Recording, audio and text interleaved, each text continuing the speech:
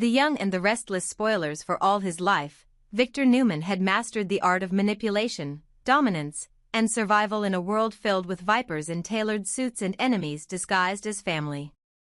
But even by his own standards, the move he made that morning in Paris would go down as one of the coldest, most calculating maneuvers of his storied legacy. The war between him and Aristotle Dumas had escalated far beyond business. What had started as a transatlantic feud between powerful men had now unraveled into a dangerous personal vendetta, and Victor was never one to let his enemies dictate the rules. In his pursuit to dismantle Dumas' empire and neutralize Amanda Sinclair's betrayal, Victor discovered the one secret they had guarded above all else: a child. A boy born out of passion and hidden carefully in the shadows of Paris, living under a false identity, attending elite private schools, and protected by security so dense it rivaled the Pentagon. But Victor had resources beyond imagination. His spies didn't just observe, they infiltrated. They didn't just collect intel, they uprooted legacies. And in this case, they found the boy and brought him straight into the lion's den.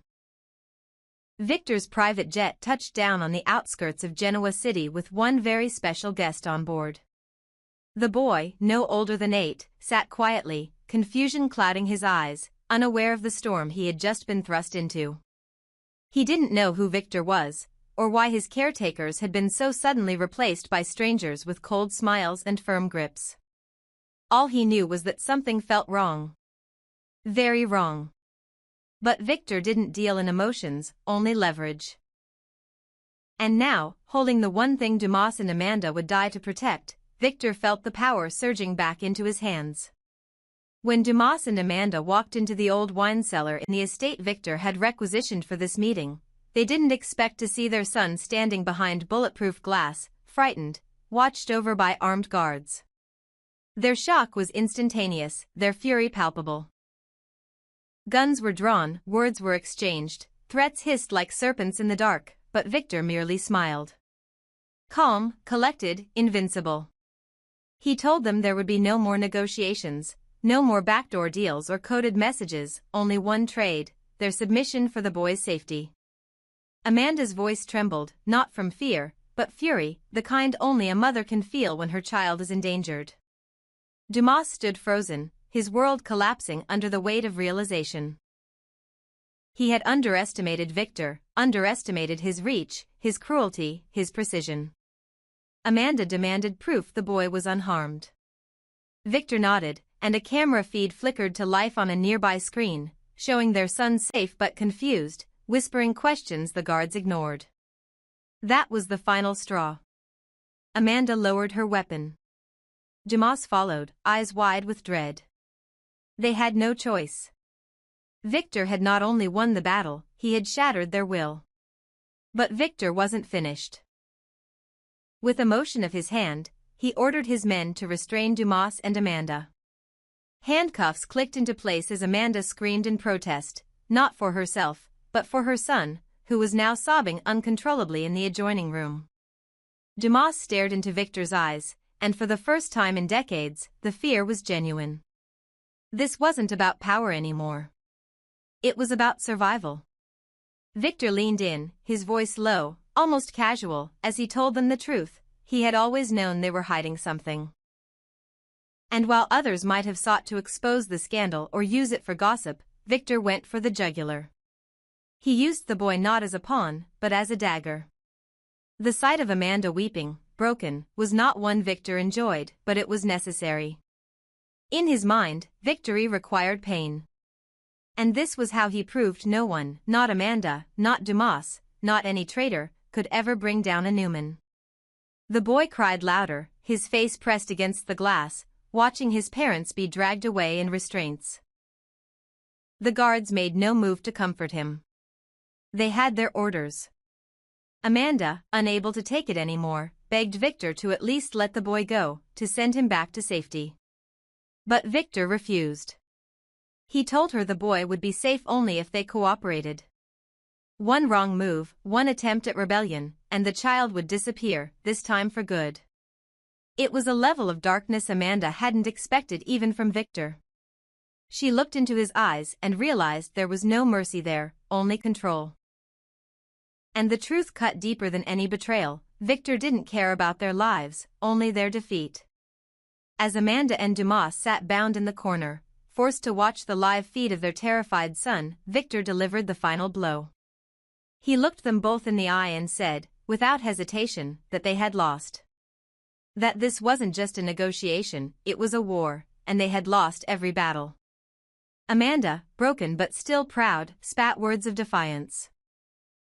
Dumas tried to stand, but the guards forced him back down. Then, in a moment of despair cloaked in acceptance, Dumas did something unthinkable. He apologized. Not to Amanda. Not to his son. But to Victor. He admitted defeat. He said the words that sealed his own humiliation, "You win, Victor. Just let him go." Amanda's face twisted in anguish as she watched the man she once believed indestructible bow to their enemy. But there was no other way. Victor had them trapped in a cage of their own secrets. What made it worse, what twisted the knife, was that Victor didn't even seem angry. He seemed bored. As if this whole drama was just another task to check off his list before lunch. He told them he had no intention of harming the boy, as long as they cooperated. From now on, Amanda and Dumas would follow his commands to the letter. They would relinquish control of their overseas assets, sign away their holdings, and issue public statements aligning themselves with Newman Enterprises. If they refused, the boy would vanish forever, and no one would find him. Not the police, not the press, not Interpol. Victor had thought of everything. Amanda knew it. Dumas knew it. And so they nodded, tears staining their faces, their dignity shredded. Victor turned his back and walked out of the cellar, never once looking over his shoulder. To him, this wasn't about ego, it was about legacy. And this was how he ensured his stayed intact. By destroying the legacy of others. The boy remained locked away, guarded by silence and stone, unaware of the full scale of the war waged around his name. He cried himself to sleep that night, calling out for parents who could no longer protect him. Amanda and Dumas, meanwhile, sat in silence, knowing the cost of their secrets had finally come due. They had tried to outmaneuver Victor Newman, and they had failed. Because in Genoa City, there is no room for weakness. And Victor Newman always wins. Amanda's screams pierced the cold, sterile air of the train car like shattered glass, her voice raw and ragged as she begged Victor to stop. She pleaded with a desperation that went beyond pride, beyond anger, beyond even fear. It was the primal cry of a mother watching her child fall into the hands of a man who saw innocence as nothing more than another bargaining chip. Her eyes, once filled with legal cunning and quiet brilliance, now shimmered with uncontrollable grief as she dropped to her knees, arms outstretched toward Victor, as if mere posture could pierce his armor. "Please," she choked, her voice barely more than a whisper, "don't hurt our son. I'll do anything. Just stop." But Victor Newman, the titan of Genoa City, the man who had buried more enemies than he could remember, didn't flinch. His expression remained stone. Not cruel in the traditional sense, but utterly devoid of remorse. His philosophy had always been clear: those who crossed him, who betrayed him, who attempted to undermine his empire, had to be crushed. Not as a matter of vengeance, but principle. Amanda and Dumas had dared to challenge him on an international scale, hiding secrets and manipulating alliances behind the veneer of diplomacy and business. And now they were learning, in the most visceral way possible, that no one outmaneuvers Victor Newman. Not without consequences. Victor stepped forward, his presence as cold as the steel around them, and gazed through the window at the boy, still in tears, confused, alone. Amanda turned her eyes to her son and nearly collapsed. The sight of him trembling, rubbing his eyes with his small fists, trying to comprehend why he had been taken from the only world he'd known, it broke her completely. But Victor? He merely tilted his head, observing the child as one might assess the value of a rare gemstone. Not because he lacked a soul, but because his was forged in fire long ago. He reminded Amanda that this wasn't personal. It was business. And in business, leverage was everything. Dumas, still holding his gun moments before, had frozen in place, his hand trembling. The lines on his face deepened with dread, and the realization that his power, wealth, and reputation meant nothing now settled on him like a death sentence. Slowly, he dropped the weapon. There was no fight left. The moment his son became part of the equation, the game changed, and Victor knew it. As Victor declared that he was now in command of the train, the symbolism was undeniable. This wasn't just a power grab. This was a takeover, total and complete. The luxury train that had been prepared for a secret diplomatic escape route was now a mobile prison under Victor's control. Armed guards posted at every door. Communications severed. Routes rerouted. The digital systems had been hijacked by Victor's tech team hours ago. Dumas and Amanda had walked into a trap so meticulous, so perfectly designed, they hadn't even realized they were prey until it was far too late. And as the train hurtled through the European countryside under Victor's command, there was no escape. No hope. Only humiliation. Nick and Victoria, sitting at a distance, couldn't suppress their smug satisfaction. They had been burned by Amanda and Dumas in the past, schemes involving insider trading, false narratives leaked to the media, whispers of stolen patents and corrupted boardroom votes. This takedown wasn't just a Newman victory. It was personal payback. Nikki, always regal, offered a soft chuckle and shook her head as she looked toward the bound enemies. They thought they could outsmart Victor, she said, her voice laced with disdain. How foolish. Nick leaned in with a grin, raising a glass of bourbon. To the downfall of pretenders, he toasted. May they never rise again. But not everyone on board celebrated. Billy Abbott, standing near one of the digital surveillance consoles, could barely contain his disgust. His face was tight with tension, his hands clenched into fists. While he had no love for Dumas and Amanda, and certainly no desire to see them win, something about this victory tasted rotten. He watched Amanda weep for her son and felt a surge of unease he couldn't ignore. Crossing lines in business was one thing, but dragging an innocent child into a war of egos? Threatening a boy to force surrender? That was something else entirely. He stepped forward, his voice sharp, cutting through the room like a blade. This isn't justice, he said, eyes fixed on Victor. This is cruelty. You're traumatizing a child to make a point. That boy will carry this for the rest of his life. The room fell silent. Even the guards shifted uneasily. Victor turned slowly, expression unreadable, and walked toward Billy. Do you think I care? Victor said, his voice low and controlled. Do you think I got here, survived everything I've survived? By playing nice? He gestured to Amanda and Dumas. They gambled with everything. And they lost. You don't get to weep for casualties when you start the war. But Billy didn't back down. There are limits, Victor. Even for you. He nodded toward the screen showing the boy, curled up on the floor, sobbing silently. That's not a victory. That's a scar. One that never heals. Victor didn't respond. He didn't need to. His silence was more commanding than any speech. He simply turned back to Amanda and Dumas and issued his final command: surrender every holding, every shell company, every account, and every political tie. If they did so, the boy would be returned quietly, safely, and anonymously. No one would ever know what happened here. But if they resisted, Victor would vanish, and so would the child. Amanda, broken and hollowed by the agony of what she'd witnessed, nodded in submission. Dumas, staring at the floor with dead eyes, followed. It was over.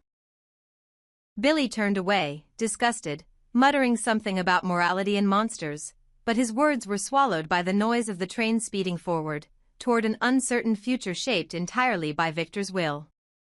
In that moment, it was clear, he hadn't just won. He had destroyed them and done so in a way that left no battlefield, no memorial, no chance for redemption.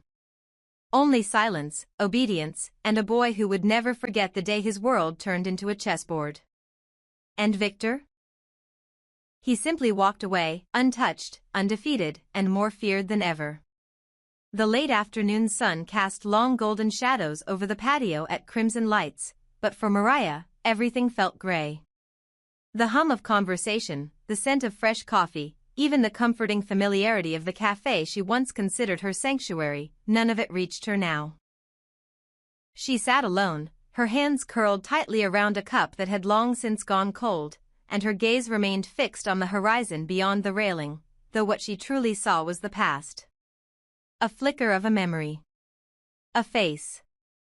That man, older, unfamiliar, yet hauntingly present in the recesses of her mind. She didn't know his name.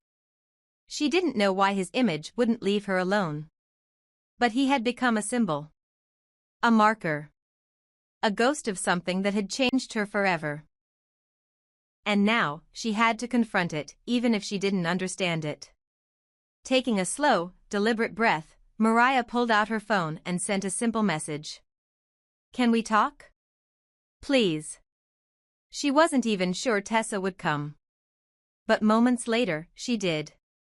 The sound of the door opening was gentle, but it sliced through Mariah like a blade. Tessa's silhouette framed by the sunlight should have felt like home. It used to. But today, Mariah couldn't even lift her eyes to meet hers. Tessa crossed the patio slowly, cautiously, like approaching a wounded animal. And maybe that was what Mariah had become. Wounded. Guarded. Distant. She didn't speak at first. Neither did Tessa. The silence between them was thick, brittle, and terrifying. When Mariah finally found her voice, it trembled with the weight of everything she had buried. "It's hard, being home," she admitted. Her fingers toyed nervously with the edge of her coffee cup. "It's like I'm living someone else's life. A life I don't deserve." Tessa's voice was soft, steady. "You do deserve it, Mariah. You built that life. We built it. Together." But Mariah shook her head, not in protest, but in shame. "You don't know what I've done." Her voice cracked, and she still couldn't look at her. The woman she loved. The woman who had given her more chances than anyone ever should. And yet, this time, something was different. Something inside Mariah had changed, broken in ways she couldn't name. Tessa sat down beside her, close but not too close, giving her the space she didn't know how to ask for. "I'm grateful you reached out," Tessa whispered. "It means you're still trying. It means there's still hope." Mariah's eyes finally met hers, and they were filled with tears. "This is the hardest thing I've ever gone through, Tess. And I've been through a lot. But this," she trailed off, her breath hitching in her throat.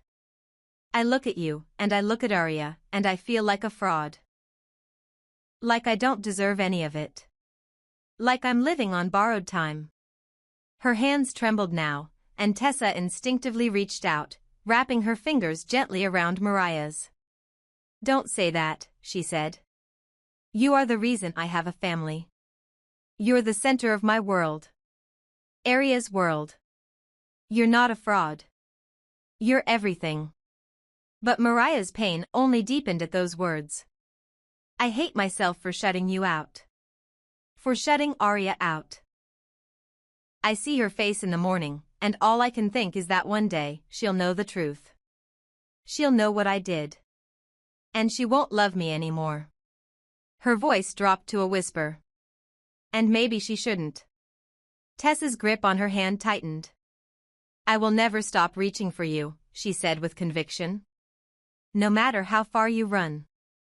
No matter how hard it gets. You are my North Star. You always have been." Mariah's body shuddered under the weight of those words.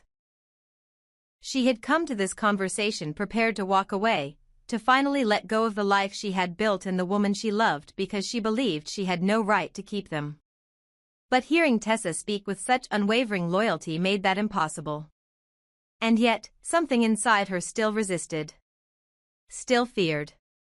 "We can't keep doing this," she whispered. "I keep breaking you, and you keep forgiving me. That's not love. That's cruelty." Tessa shook her head. "No, that's hope. That's commitment. That's what I vowed when I married you. That I would stay. That I would fight for you. For us. Even when you don't think you're worth fighting for." Mariah's tears finally spilled over. She turned away, unable to contain the sob that escaped her throat. "I can't tell you," she cried. "I can't tell you what I did. If I say it out loud, it becomes real. And I don't think I can live with that." Tessa's voice broke for the first time. "Then don't tell me," she said. "Not yet. Not until you're ready. But know this, there's nothing you can say that will make me stop loving you. There's nothing you can reveal that will make me turn away. You're not alone in this, Mariah. You never have been." And still, Mariah could not speak the truth. Not yet. Because what haunted her wasn't just what she had done, but the fact that she had done it willingly. That the man's face in her memory wasn't one of trauma, but choice. That whatever had happened, whatever she had crossed to escape her own pain, had stained her in ways she didn't yet understand. Tessa's faith was unshakable. But Mariah's fear was stronger. And so she sat there, in the arms of the woman who loved her more than life itself, knowing that forgiveness might come, but it wouldn't erase the truth. It wouldn't erase the guilt. And no matter how many times Tessa reached for her, some part of her feared she was already too far gone.